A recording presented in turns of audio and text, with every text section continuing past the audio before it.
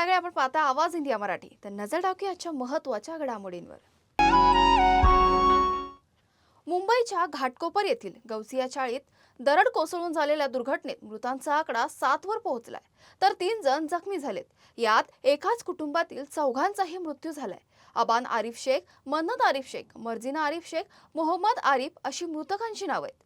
दरम्यान या दुर्घटनेवरून काँग्रेस नेते नसीम खान यांनी प्रशासनावर गंभीर आरोप केलेत.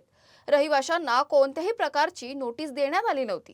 तसेच घटनास्थळी संरक्षण भिंतही उभारण्यात आली नसल्याचा दावा त्यांनी केलाय.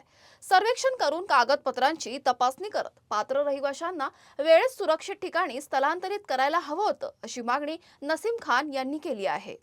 एक तर खूप दुर्दैवी घटना घडलेली आहे आणि ह्या घटनाच्या अनेक कारणं आहेत.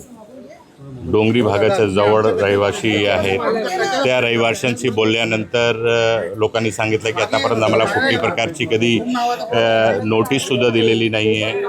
वरती डोंगरावर झाड होता मोठा मोठा, ते झाडसुद्धा काढण्यात आला नाही आहे. पावसाच्या अगोदर जर झाड काढला असता तर कमीत कमी ही घटना घडली नसती. अशी अनेक प्रकारची तक्रार लोकांची स्थानिक रहिवाशांची आहे. मी जे NDRF टीमचे जे प्रमुख आहेत त्यांच्याकडून जी माहिती घेतली ते आत्तापर्यंत 7 लोक, त्याच्यामध्ये 7 लोकांची मृत्यू झालेली आहे आणि 2-3 लोक अस्पतालात जखमी आहेत. अशी प्रकारची परिस्थिती आहे. नागरिक सुविधाचा अभाव आहे आणि त्या डोंगरी भागामध्ये प्रोव्हिजन आहे की प्रत्येक जे स्लम आहेत मुंबईमध्ये, डोंगर आहेत, डोंगरच्या आजूबाजूमध्ये राहणारे जे लोक आहेत त्यांना सुरक्षा मिळावी म्हणून संरक्षण भीत बांधण्याचा प्रोव्हिजन आहे आणि म्हाडांनी इथे ह्या विभागामध्ये भीतच बांधलेली नाही आहे. तर प्रश्न निर्माण होतो आहे की संरक्षण भीतचा जो फंड येतो आहे म्हाडातर्फे हजारो कोटी, ते जातो आहे कुठे? ह्या मोठा भ्रष्टाचाराचा विषय आहे. घाटकोपरमधील दरड दुर्घटना अत्यंत दुर्दैवी असल्याचं सांगत मनसे नगरसेवक यशवंत किलेदार यांनी महापालिका आणि प्रशासनाच्या कारभारावर सवाल उपस्थित केलेत. डोंगराखाली धोकादायक ठिकाणी वस्त्या वसल्याच कशा आणि याकडे लोकप्रतिनिधी तसेच महापालिका अधिकाऱ्यांचं दुर्लक्ष का झालं, असा प्रश्न त्यांनी उपस्थित केला. धोकादायक वस्त्यांना केवळ नोटीस देऊन महापालिकेची जबाबदारी संपत नाही.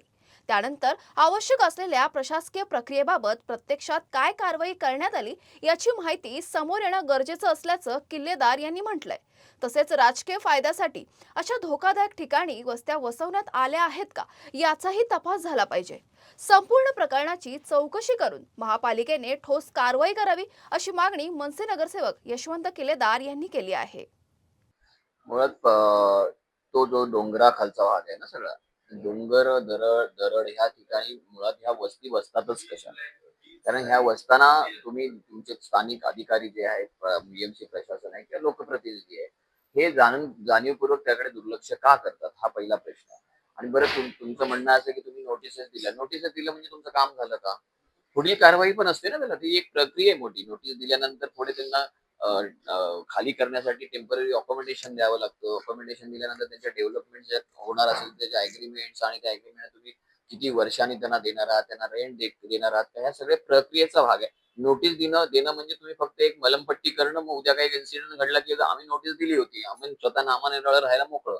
हा जो प्रशासनाचा स्टँड जो आहे ना, हा काही पटणारा नाहीये. मुंबईत दरड कोसळण्याचा धोका गेल्या अनेक वर्षांपासून कायम असताना या समस्येवर अद्याप कायमस्वरूपी तोडगा निघालेला नसल्याची धक्कादायक माहिती RTI मधून समोर आली आहे. मुंबईतील 36 विधानसभा मतदारसंघांपैकी 25 मतदारसंघामधील 257 ठिकाणं डोंगराळ आणि धोकादायक क्षेत्र म्हणून चिन्हांकित करण्यात आली आहेत. या भागात तब्बल 22,483 कुटुंब राहत असून 9,657 झोपड्यांचं प्राधान्याने स्थलांतर करण्याची शिफारस करण्यात आली होती.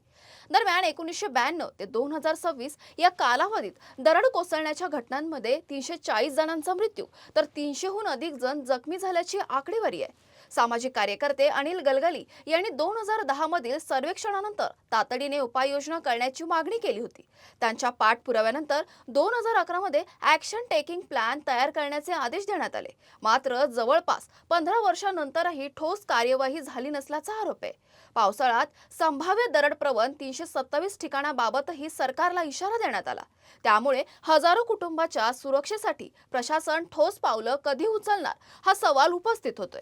यावर सामाजिक कार्यकर्ते अनिल गलगली यांचं नेमकं काय म्हणणं आहे ते ऐकूयात. मुंबई में लैंडस्लाइड ये कोई नई बात नहीं है. 1992 से लेकर 2026 इन 34 इयर्स में कुल 340 लोगों की मौत लैंडस्लाइड की वजह से हुई. वही करीब 300 से अधिक लोग जख्मी भी हुए. ये कोई नई बात इसलिए नहीं, मैं इसलिए क्यों कहा, क्योंकि सरकार ने मुंबई झोपड़पट्टी सुधार मंडल जो उनका एक स्लम बोर्ड है उसको आदेश दिया था कि पूरे के पूरे जो लैंडस्लाइड के जो क्षेत्र है उसका जायजा लिया जाए. उन्होंने जायजा लेने के बाद एक रिपोर्ट बनाई. उस रिपोर्ट में उन्होंने ये बताया कि मुंबई में कुल 36 असेंबली है, उसमें से 25 असेंबली में 22,483 ये झोपड़े खतरनाक है और उसमें से 9,657 झोपड़े कभी भी गिर सकते हैं, तो उनका तत्काल पुनर्वास करने की आवश्यकता है. हमारे सतत प्रयास के बाद और लगातार फॉलो के बाद 2011 में मुख्यमंत्री तभी पृथ्वीराज चौहान थे. उन्होंने बैठक का आयोजन किया. 1 सितंबर 2011 को उन्होंने नगर विकास विभाग को आदेश दिया कि ये पूरे रिपोर्ट को आप अध्ययन करें और उसका एक एक्शन प्लान बनाएं ताकि आने वाले दिनों में इन दुर्घटनाओं को हम रोक सकेंगे. मुंबई झोपड़पट्टी सुधार मंडल ने जो रिपोर्ट बनाई उसे तो अनदेखा किया, पर वही मुंबई झोपड़पट्टी सुधार मंडल पिछले कई सालों से उन्होंने 400 करोड़ से भी अधिक रिटर्निंग वॉल बनाने में खर्च किए हैं. अरे सरकार रिटर्निंग वॉल तो बना रही है, उनका पुनर्वास करने में कहीं ना कहीं तो चूक कर रही है. हमारी मुख्यमंत्री देवेंद्र फडणवीस से इतनी मांग है कि आप इस तरह की दुर्घटना होने के बाद जो उन्हें लाखों रुपए देते हैं उनका पुनर्वास भी करते हैं. दुर्घटना होने के पहले अगर हम इस पर उचित निर्णय लेते हैं, उनका पुनर्वास करते हैं और पूरे क्षेत्रों को रिक्त करके उसे पर्यटन स्थल घोषित करते हैं, तो निश्चित तौर पर होने वाली दुर्घटना भी रुकेगी और जो हमारे जो अलग अलग जो पहाड़ है, जो मुंबई की एक जमाने में शान थी, उसे हम लोग संरक्षित कर सकते हैं. मुंबईच्या सिने जगतामधून मोठी बातमी समोर आली आहे. चित्रपट आणि टीव्ही कलाकारांची संस्था सिंटा सध्या अंतर्गत वादामुळे चर्चेत आहे. संस्थेच्या 21 सदस्यीय कार्यकारी समितीतील 11 सदस्यांनी राजीनामे दिल्याची माहिती आहे. यामध्ये 8 निवडून आलेल्या सदस्यांचा समावेश असल्याचं सांगितलं जात आहे. राजीनामा देणाऱ्या सदस्यांनी संस्थेच्या कामकाजात पारदर्शकतेचा अभाव, एकतर्फी निर्णय आणि घटनात्मक प्रक्रियेचं पालन होत नसल्याचे आरोप केलेत. हेमंत पांडे, मुकेश ऋषी, साहिला चड्डा, पुनीत इस्सर, विंदू दारा सिंग आणि दीपक पाराशर यांच्यासह अनेक कलाकारांची नावं राजीनामा देणाऱ्यांमध्ये आहेत. दरम्यान सिंटाच्या विद्यमान नेतृत्वाने हे आरोप फेटाळलेत. समिती अद्याप सक्रिय असून संस्थेचे कामकाज संविधानानुसार सुरू असल्याचा दावा करण्यात आलाय. या वादाच्या पार्श्वभूमीवर सिंटाच्या नव्या निवडणुकीची तारीख 12 सप्टेंबर 2026 निश्चित झाल्याची माहिती समोर आली आहे. त्यामुळे आगामी निवडणुकीनंतर सिंटाची धुरा कोणाच्या हाती जाणार आणि संस्थेतील अंतर्गत वादाला पूर्णविराम मिळणार का याकडे सिनेसृष्टीचं लक्ष लागलं आहे.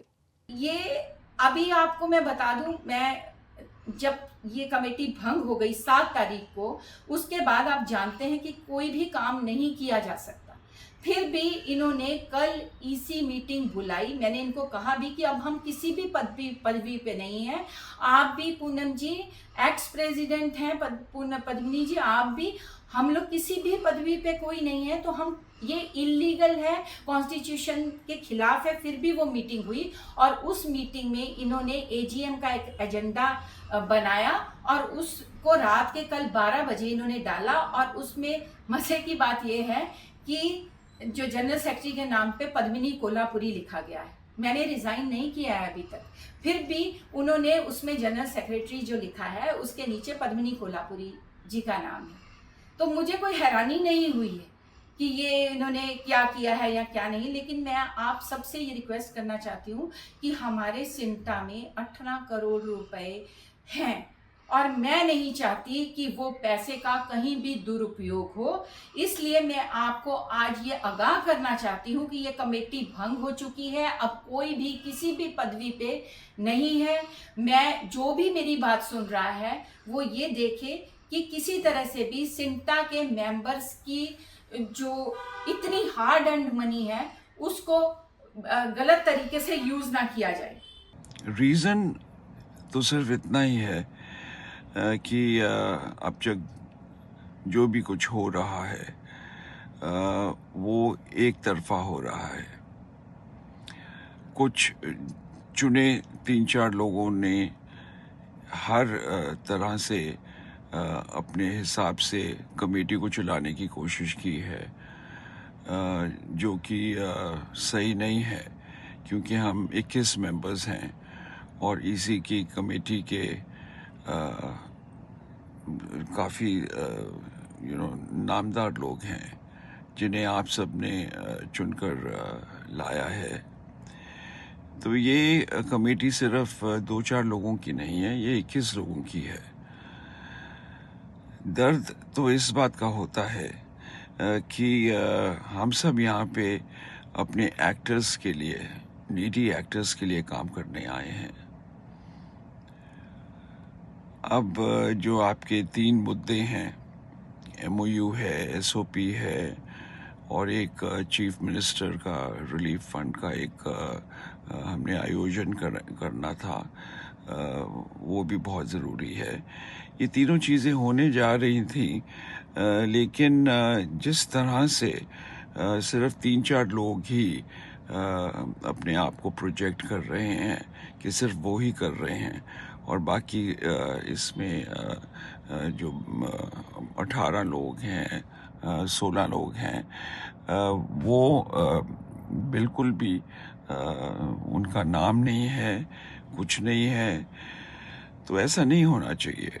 मैं सिंटा में अभी तक सीनियर जॉइंट सेक्रेटरी था, लेकिन अभी हम लोगों ने रिज़ाइन दे दिया, 11 लोगों ने लगभग, उसमें मैं भी हूँ। तो आज से अब मैं सिंटा में सीनियर जॉइंट सेक्रेटरी की पोस्ट में नहीं हूँ, क्योंकि उसमें कई चीज़ें ऐसी हो रही थी जो एक मंच पर या एक तरह के प्लेटफॉर्म से बातें नहीं हो रही थी। एक ही लड़ाई CINTAA court, CINTAA court, CINTAA court, जो मेरे लिए बहुत असहनीय था। और दूसरा एक बात मुझे और बुरा लगा कि मुझसे पूछे बगैर ही मेरी जगह पे दूसरे कलाकार को ये पोस्ट दे दी। ये भी एक कारण है, और भी बहुत सारे कारण हैं। लेकिन मैं चाहता हूँ कि हम तो आएंगे जाएंगे, लेकिन आने वाले लोग अच्छे लोग हों, जो न्यायप्रिय लोग हों, संस्था के लिए सोच पाएँ, अच्छा सोच पाएँ। क्यों? क्योंकि हमारे सीनियर्स ने बहुत योगदान दिया है, तब जाकर के आज हम यहाँ तक पहुँच पाए हैं।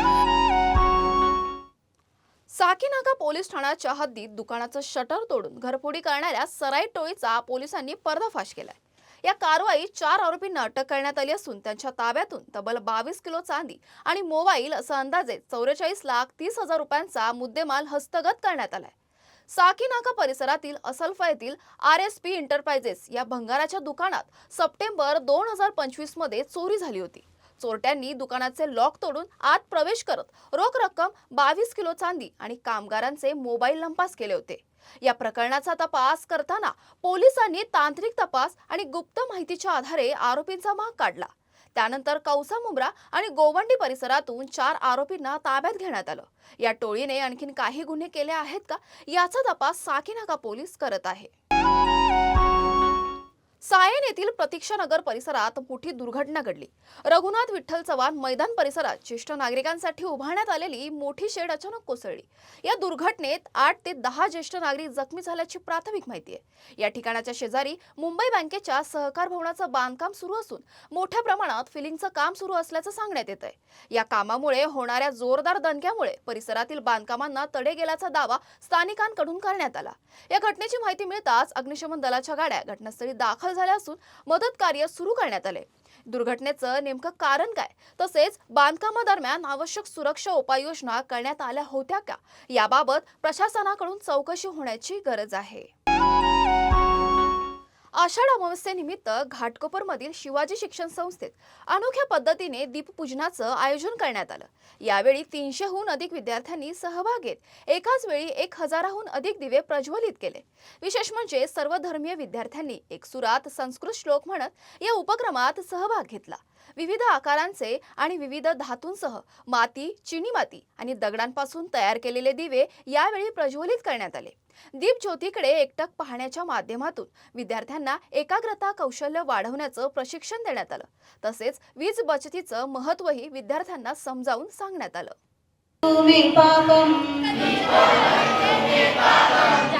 संध्यादीपं नमोस्तुते शुभं करोति कल्याणं आरोग्यं संपदा। आज या ठिकाणी आम्ही आमच्या शिक्षण संस्थेमार्फत दीपपूजेच्या कार्यक्रमाचं आयोजन केलेलं आहे। जवळजवळ सकाळी 10 वाजल्यापासून या ठिकाणी विविध विभागाची मुलं या कार्यक्रमात सहभागी झालेली आहेत। सकाळपासून संध्याकाळपर्यंत जवळपास आमची 1500च्या वर मुलं याच्यामध्ये सहभागी होतील।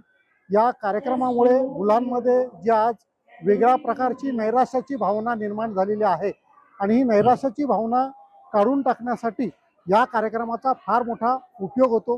खरं पाहिलं तर हा एका विशिष्ट हिंदू धर्माचा सण म्हणून इथे गणला जातो, परंतु या ठिकाणी या कार्यक्रमामध्ये फक्त हिंदू धर्माचीच मुलं नाहीत, तर इतर धर्माची, अल्पसंख्याक धर्माची देखील मुलं आहेत। कारण याला धार्मिक रंग न देता या कार्यक्रमाकडे आपण सकारात्मक दृष्टिकोनातून एक प्रकाशाचं, तेजाचं असं एक साधन आहे आणि मुलांच्या मनामध्ये एक चांगला विचार निर्माण करणारा उपक्रम। Today we are celebrating Deep Puja. Deep means light, and Diya what represent trump of knowledge and light, even ignorance and darkness. The tradition is celebrated in our locality community. As the light does not ask who is watching, it does make it simply for shines for all. Thank you. Sindhudurg जिल्ह्यातील आंबोली चौकुळजवळ कुंभवडे गावातील प्रसिद्ध बाबा धबधबा पर्यटकांसाठी बंद करण्यात आला। वाहतूक कोंडी, पर्यटकांकडून होणारी हुल्लडबाजी आणि स्थानिकांच्या सुरक्षेचा निर्माण झालेला प्रश्न यामुळे हा निर्णय घेण्यात आला। काही हुल्लडबाज पर्यटकांनी हत्यारे घेऊन दहशत माजवल्याच्या गंभीर घटनेनंतर स्थानिकांमध्ये संतापाचं वातावरण निर्माण झालं। बाबा धबधबा हा खासगी मालमत्तेत असल्याने जागा मालकाशी चर्चा करून धबधबा पर्यटकांसाठी बंद ठेवण्याचा निर्णय घेण्यात आलाय। स्थानिकांची भूमिका आणि सध्याची परिस्थिती लक्षात घेता हा निर्णय घेण्यात आला असून अशा मुजोर पर्यटकांवर प्रशासनाने कठोर कारवाई करावी अशी मागणी स्थानिकांकडून करण्यात येत आहे। नाही, खरं तर आंबोलीचा आणि बाबा धबधबा किंवा सिंधुदुर्ग जिल्ह्यातील सावडा धबधबा, नापणे धबधबा हे आता सिंधुदुर्ग जिल्ह्यापुरते मर्यादित राहिले नाही, तर संपूर्ण आजूबाजूच्या राज्यात म्हणजे कर्नाटक, गोवा या राज्यामधले सुद्धा पर्यटक त्या ठिकाणी येतात। आणि खरं तर हे पोलीस प्रशासन खरं तर त्या ठिकाणी उपस्थित पाहिजे। आंबोलीला अनेक वेळा बैठकी वाहतूक कोंडी होती आणि इथले पोलीस आहेत ते महामार्गावर स्थानिक लोकांच्या गाड्या तपासण्यात, त्यांच्या लायसन्स तपासण्यात व्यस्त असतात। आणि माझी प्रशासनाला आणि SP-ना विनंती आहे की तुम्ही रविवार किंवा सुट्टीच्या दिवशी तरी त्या ठिकाणी आपले पोलीस ठेवले पाहिजेत की जेणेकरून पर्यटनाच्या नगरीचं नाव खराब होता कामा नये आणि त्याची जबाबदारी आपली आहे आणि जो काय प्रकार झाला त्याबद्दल प्रशासन आणि सत्ताधारी पूर्णपणे जबाबदार आहेत। बातमीपत्रात वेळ झाली येथेच थांबण्याची। अशाच महत्त्वाच्या बातम्या बघण्यासाठी पाहत राहा आवाज इंडिया मराठी, शोध सत्याचा।